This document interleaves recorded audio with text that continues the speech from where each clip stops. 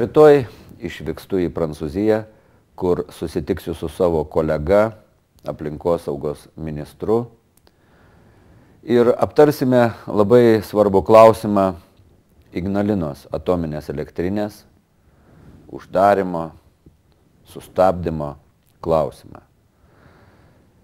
Be abejo, esu pasiruošęs kalbėti apie mūsų apsirūpinimo energiją po Ignalinos atominės elektrinės uždarimo.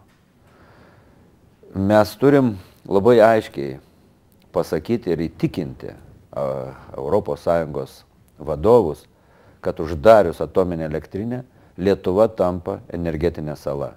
Mes tampam visiškai priklausomi nuo rusiškų dujų, nuo tiekimo ir nuo kainų, kurias mums padiktuos Rusija.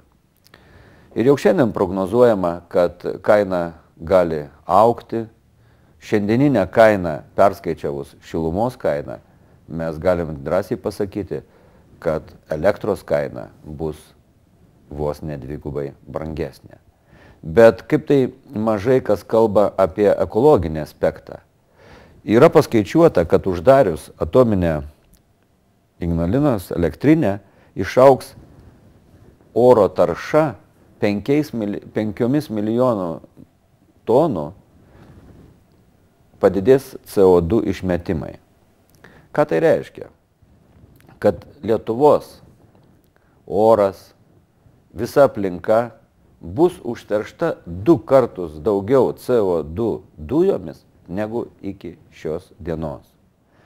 Bet svarbiausias turbūt momentas, kad norint išmesti CO2 dujas į atmosferą, reikės įsigyti taršos leidimus. Tokia galioja ES tvarka. O tie taršos leidimai bus parduodami aukcionuose.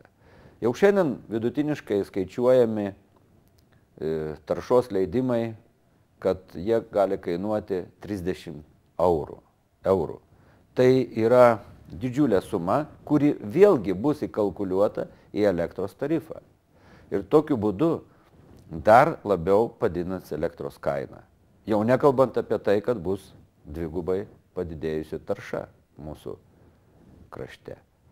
Tai kalbant apie, ir tą pristatysiu Prancūzijos ministrui, kalbant apie Ignalinos uždarimą, ne tik tai reikia kalbėti apie energetinį priklausomumą, bet ir ekonominį, socialinį aspektą, mūsų žmonių galimybės mokėti už brangstančią elektrą ir ekologiją.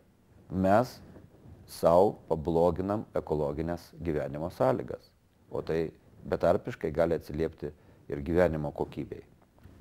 Ir pabaigai, aš suprantu, kad yra ragintojų, kurie siūlo neiti referendumą, nebalsuoti, nes neva jisai nieko nelemia, žmonių valia niekam neįdomi, bet tai yra netiesa.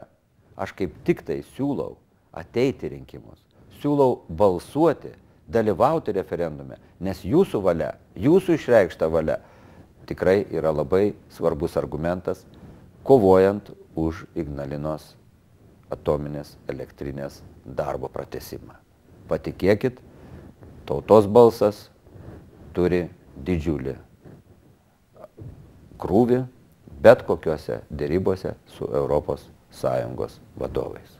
Ateikit ir balsuokit. Naujoji sąjunga. Priverčiame valdžią dirbti.